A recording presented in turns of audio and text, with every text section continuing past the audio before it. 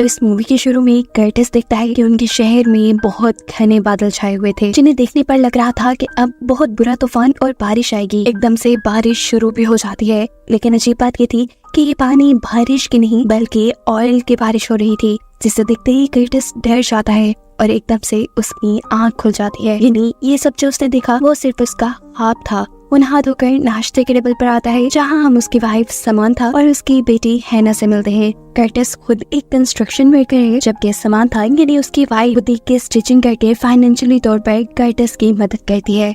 ये लोग हर वीक में 3 दिन हैना के स्कूल जाते हैं, क्योंकि हैना बोल नहीं सकती और उसके साथ बातें करने के लिए इन्हें साइन लैंग्वेज सीखनी थी। ये लोग उसका इलाज भी करवा रहे थे, इसीलिए इन्हें पैसों की तंगी भी थी। साथ ही साथ समांथा एक वेकेशन प्लान भी कर रही थी, जिसके लिए उसने खुद काम कर करके बहुत पैसे जोड़ लिए थे। दिखाया जाता है कि कर्टिस ने अपने घर बहुत सारा बेकार सामान रखा हुआ था, क्योंकि उसे लगता है कि उनके शहर में एक बहुत बड़ी तबाही आने वाली है, इसीलिए वो शेल्टर बनाना चाहता है। अपनी इसी उटपटांग के सामान को वो अभी ठिकाने ही लगा रहा था कि अचानक आसमान में दोबारा काले बादल छा जाते हैं। वहाँ सुनामी आ जाता है। आसमान में कड़कती हुई बिजली एकदम से जमीन से टकराती है, जिसकी वजह से कर्टिस का डॉग डर कर भौंकने लग जाता है और फिर अपनी रस्सी तुड़वाकर वो कर्टिस को काट भी लेता है। उसके काटते ही कर्टिस जाग गया और इससे हमें मालूम हुआ कि ये भी कर्टिस का ख्वाब ही था। लेकिन हैरान कर देने वाली बात ये थी कि उसके ख्वाब में जहाँ डॉग ने उसे काटा था, वहीं बाजू में उसे अब भी दर्द हो रहा था। इसी के बारे में सोचते हुए वो अपनी मीटिंग में भी ध्यान नहीं दे रहा था,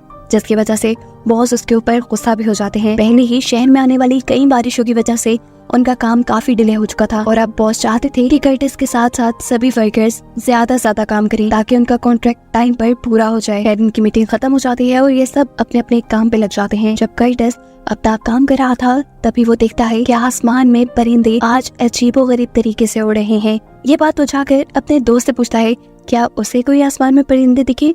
उसके ना में जवाब देने पर कर्टिस समझ गया कि ये सारी उटपटांग की चीजें सिर्फ उसी के साथ हो रही हैं, उसी को दिखाई दे रही हैं। काफी घंटों के थका देने वाले काम के बाद कर्टिस अब हैना के स्कूल आता है, जहाँ ये लोग साइन लैंग्वेज सीख रहे थे। पर क्योंकि ज्यादा घंटे काम करने की वजह से कर्टिस अपनी फैमिली को टाइम नहीं दे पाता था, इसलिए उसे साइन लैंग्वेज सीखने में टाइम लग रहा था। ये लोग अब स्कूल से घर के लिए निकलते हैं, जहाँ रास्ते में बारिश शुरू हो जाती है। हैरानकुन तौर पर ये बारिश पानी की नहीं बल्कि ऑयल की थी और इसी बारिश की वजह से कर्टिस के सामने का विजन ब्लर हो गया। ऐसे में इनकी गाड़ी किसी चीज से टकराते हुए रुक जाती है। मतलब इनका एक्सीडेंट हो गया है, जिसमें कर्टिस के नाक से खून आ रहा था। उसकी बेटी भी डर चुकी थी और इससे पहले कि ये लोग कुछ कर पाते, एकदम से कोई कर्टिस की गाड़ी का शीशा तोड़ता है और विंडो में से उसकी बेटी को निकाल कर ले जाता है। कर्टिस उसे बचाने की कोशिश ही करता रहा, लेकिन वो आदमी उसकी बेटी को ले गया। एकदम से दोबारा उसकी आंख खुली और हमें पता चला कि ये भी सिर्फ कर्टिस का ख्वाब ही था। इस मर्तबा तो वो अपने ख्वाबों से खुद भी परेशान हो चुका था।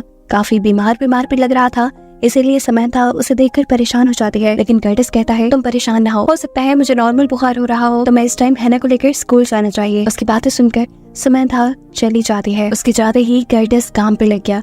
उसने सबसे पहले डॉग के घर के बाहर फेंस बनाई, क्योंकि उसने ख्वाब में देखा था कि इसी डॉग ने उसे नुकसान पहुंचाया। जिसके बाद जब वो अपनी ऊटपटांग की चीजें ठिकाने लगा रहा था, तभी उसे करीब बेसमेंट का दरवाजा नजर आता है, जिसे खोल कर वो जब अंदर गया तो उसे तूफान से बचने के लिए शेल्टर बनाने का एक नया आइडिया आ गया। लेकिन शेल्टर बनाने के लिए उसे बहुत से पैसों की जरूरत पड़ती। शाम में जब समांथा घर आती है तो वो कर्टिस को दिखाती है कि उसने वेकेशन पे जाने के लिए बहुत से पैसे जमा कर लिए थे। कर्टिस उसे पैसे मांगना तो चाहता था, लेकिन मांग नहीं सकता था, क्योंकि समांथा ने ये बहुत मेहनत से कमाए थे। अगले दिन दोबारा उनके शहर में तूफान आ जाता है। हैना बड़े मजे से खिड़की से ही इस तूफान को देख रही थी। जब कर्टिस उसे प्यार करने के लिए उसके करीब आता है तो देखता है कि विंडो से बाहर कोई आदमी हैना को गौर से दिख रहा था। उसके इरादे ठीक नहीं लग रहे थे, इसीलिए कर्टिस अपनी बेटी को उठाकर वहाँ से दूर चला जाता है। ये आदमी जोर जोर से अब उनके घर का दरवाजा बजाने लगा। वहाँ ज़लज़ला आना भी शुरू हो गया और कर्टिस के घर का सारा सामान हवा में उड़ने लगा। एकदम से उसकी आंख खुली। ये भी उसका ख्वाब था और इस मर्तबा वो ख्वाब से इतना डर गया था कि उससे उसका बेड भी खराब हो गया। वो घबराया हुआ था। इसी टाइम समांथा उसके कमरे में आती है। इन दोनों को आज चर्च जाना था। कर्टिस कहता है सॉरी मैं आज तुम्हारे साथ नहीं जा पाऊंगा, तुम इजी होकर चली जाओ, मैं हैना का घर पर ख्याल रख लूंगा। समांथा उसकी बात मानकर चली जाती है। उसके जाने के बाद वो अपनी बेडशीट चेंज करता है और हैना को लेकर एक लाइब्रेरी में आ जाता है, जहाँ वो अपने ख्वाब और अपनी बीमारी के बारे में भी सर्च करता रहा, लेकिन खास उसे कुछ नहीं मिला। जिसके बाद वो हैना को लेकर एक ग्रोसरी स्टोर में गया और उसने बहुत सारा पैक्ड फूड खरीदा। अगले दिन अपनी हालत को लिए परेशान कर्टिस डॉक्टर के पास भी पहुंच जाता है। उसने डॉक्टर को बताया कि मुझे पिछले 4 दिन से नींद नहीं आ रही। डॉक्टर कहते हैं ये तो कोई बड़ी बात नहीं। फिर कर्टिस उन्हें बताता है असल वजह ये नहीं है, असल वजह ये है कि मुझे बहुत ही अजीब ख्वाब भी आ रहे हैं, और उससे भी अजीब बात ये कि ख्वाब में जो कुछ होता है ख्वाब के खत्म होने के बाद भी मैं उसे फील कर पाता हूँ।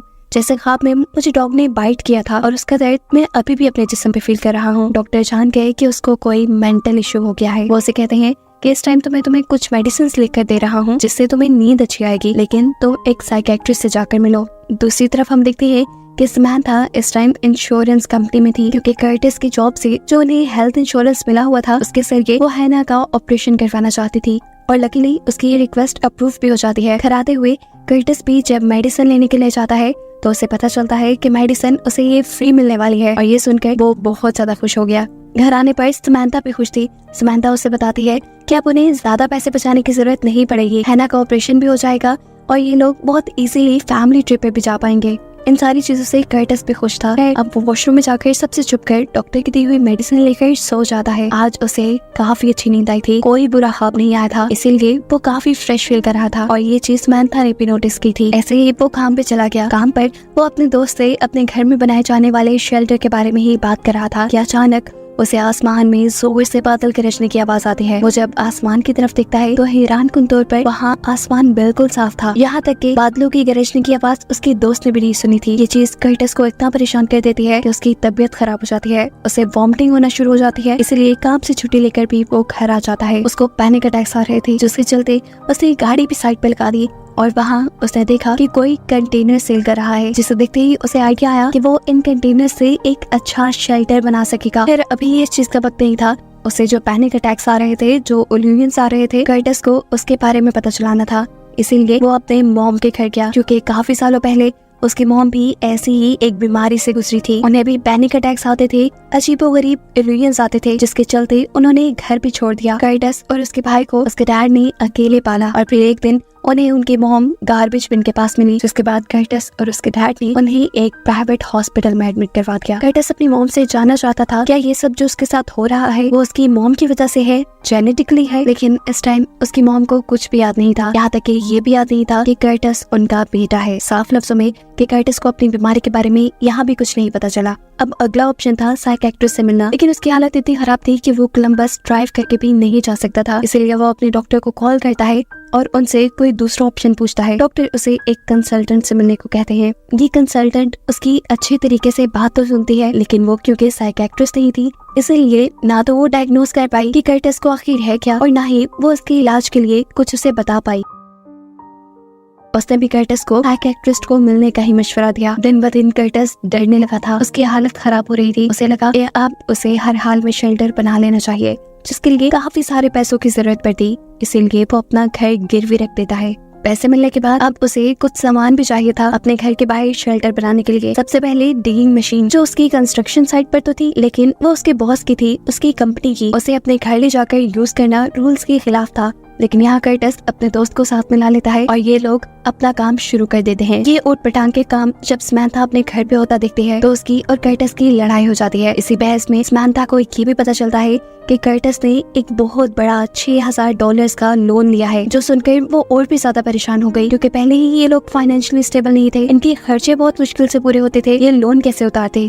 टेंशन से समंथा की हालत बुरी हो जाती है और कर्टिस उसे अकेला छोड़ के बाहर चला जाता है, क्योंकि उसकी भी हालत अजीब हो रही थी। वॉशरूम में जाकर वो डॉक्टर की दी हुई मेडिसिन लेता है, रूटीन से कुछ ज्यादा डोज में, लेकिन आज ये मेडिसिन भी कोई काम नहीं करती। उसे दोबारा एक डरावना ख्वाब आता है, जिसे देखते हुए वो चीखें मारने लगा था। समंथा ये नोटिस करके उठ जाती है और जब वो कर्टिस को हिलाती है तो उसके नाक और कान से खून आ रहा था। ये देखकर वो डर गई। उसने जल्दी से एम्बुलेंस को कॉल की, लेकिन कर्टिस ने अपने आप को पैरामेडिक टीम से चेक ही नहीं कर पाया, क्योंकि उसे लग रहा था कि ये सब बिल्कुल नॉर्मल है। उनके जाने के बाद कर्टिस ने फील किया कि समंथा उसकी वजह से बहुत परेशान है, इसलिए आज वो समंथा से कुछ नहीं छुपाता, उसे सब बता देता है। उसकी मेंटल कंडीशन, उसे आने वाले ख्वाब, पैनिक अटैक्स, हर एक चीज जो उसके साथ हो रही थी। उसकी हालत का सुनकर समंथा भी परेशान हो गई। वो उसे कहती है, तुम परेशान मत हो, सब ठीक हो जाएगा, हम साइकियाट्रिस्ट के पास जाएंगे और तुम पहले जैसे हो जाओगे। कर्टिस अगले दिन अपने बॉस के पास जाता है और अपने ही दोस्त को अपनी टीम से दूसरी टीम में शिफ्ट करने का कहता है, क्योंकि लास्ट नाइट जो उसने ख्वाब देखा था उसमें उसने देखा था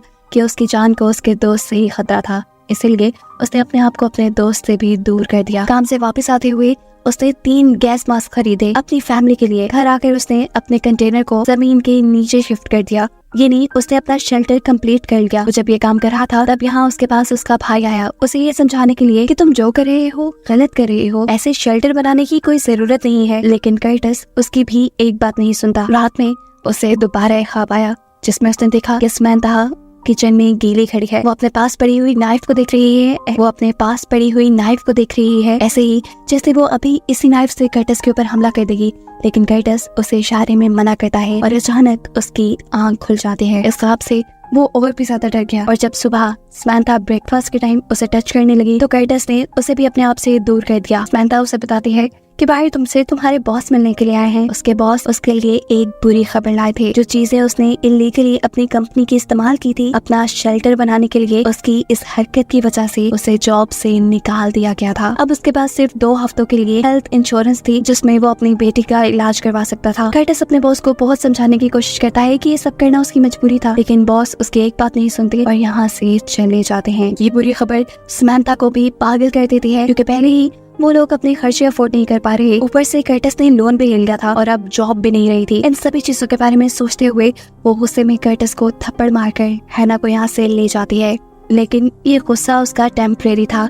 वो जानती थी कि कर्टिस की हालत ठीक नहीं है, इसीलिए शाम में वो अपने जमा किए हुए सभी पैसे लेकर कर्टिस के पास आती है और उससे कहती है कि इन पैसों से तुम अपना लोन उतार दो, मैंने अपना बीच ट्रिप कैंसिल कर दिया है। और हाँ, रही बात हैना के इलाज की, तो मुझे लगता है कि अब हम दोनों को नए काम ढूंढने पर फोकस करना चाहिए ताकि हम पैसे जमा कर हैना का इलाज करवा सके और साथ में तुम्हारा भी। मेरी बात मानो कर्टिस, तुम्हें सच में एक साइकियाट्रिस्ट की जरूरत है।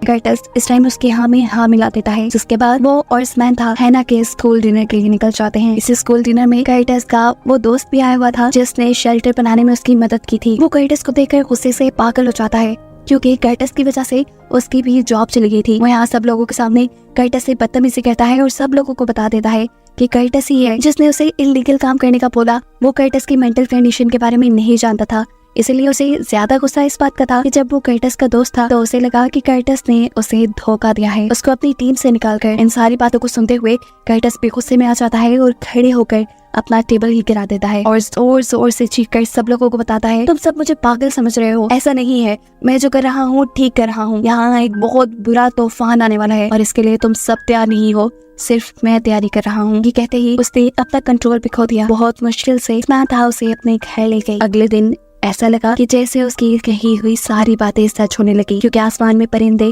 आज उसी पैटर्न में उड़ रहे थे जैसे उसकी ख्यालों में उड़ते थे। कि देखते हुए उसने देखा कि हैना सड़क के दरमियान में खड़ी है। वो हैना को जाकर बचाता है और अचानक सारे परिंदे उसके इर्द गिर्द उड़ने लग जाते हैं। बहुत मुश्किल से वो हैना को बचाता है। एकदम से यहाँ सायरन भी बजना शुरू हो जाता है। सायरन सुनते ही एकदम से उसकी आंख खुली, मतलब ये भी उसका ख्वाब था। लेकिन एक बात जो इसमें सच थी वो ये कि सायरन असल दुनिया में भी बज रहा था। ये लोग बाहर दिखते हैं, बाहर बहुत ही बुरा तूफान आ रहा था। इस तूफान से बचने के लिए कर्टिस अपनी फैमिली को अपने बनाए हुए शेल्टर में ले जाता है और तीनों को गैस मास्क पहना देता है। ये लोग यहाँ पर सो जाते हैं। सुबह जब इनकी आंख खुली तो इन्हें फील हुआ कि तूफान खत्म हो गया है, लेकिन फिर भी कर्टिस बाहर का दरवाजा खोलने से डर रहा था। वो अपनी वाइफ को चाबी देता है और कहता है तुम दरवाजा खोलो, लेकिन इस टाइम समंथा उसकी बात नहीं मानती और कहती है तुम खुद दरवाजा खोलो और अपने डर का सामना करो। डरते हुए जब कर्टिस शेल्टर का दरवाजा खोलता है तो हैरानकुन तौर पे अब आसमान बिल्कुल साफ था। उनके नेबर्स भी सेफ थे और कुछ लोग यहाँ तूफान से होने वाली तबाही को साफ कर रहे थे। दिन गुजरते हैं और समंथा कर्टिस को साइकियाट्रिस्ट के पास भी ले आती है। उसकी मेंटल कंडीशन को देखते हुए साइकियाट्रिस्ट उसे मशवरा देते हैं कि क्यों ना तुम कुछ दिन अपनी फैमिली से दूर यहाँ हमारे पास एडमिट रहो। ये सुनते ही वो डर गया। वो कभी अपनी फैमिली से दूर नहीं जाना चाहता था, जैसे उसकी मॉम दूर चली गई थी, लेकिन अब ये मजबूरी थी। कुछ दिन की ही तो बात थी। समंथा उसे समझाती है कि हम तुमसे दूर नहीं होंगे, बस कुछ दिन। लेकिन अभी कर्टिस इन सब चीजों के लिए तैयार नहीं था। उस समंथा कहता है इससे पहले मैं तुम्हारे साथ बीच ट्रिप पे जाना चाहता हूँ, वही ट्रिप जो समंथा हमेशा से प्लान किया करती थी। ये लोग ट्रिप पे जाते हैं। कर्टिस अपनी फैमिली के साथ अच्छा और यादगार टाइम स्पेंड कर रहा था। तभी हैना उसे इशारा करके दूर समुद्र की तरफ तूफान के होने का बताती है। ये देखकर वो डर जाता है। ये तूफान बिल्कुल वैसा था जो वो अपने ख्वाब में देखा करता था। वो पीछे जब अपनी वाइफ को देखता है तो उसकी वाइफ भी हाँ में सर हिलाते हुए उसे ये बताने की कोशिश करती है कि सब जो उसे दिख रहा है वो हकीकत में हो रहा है। और कहानी के एंड पे ये मिस्ट्री खुल जाती है कि कर्टिस असल में बीमार नहीं था, उसे सच में फ्यूचर दिख रहा था। फ्यूचर में आने वाली तबाही दिख रही थी जिससे बचने के लिए उसने तैयारी भी कर ली थी। और इसी सब को दिखाते हुए कि कहानी यहाँ खत्म हो जाती है।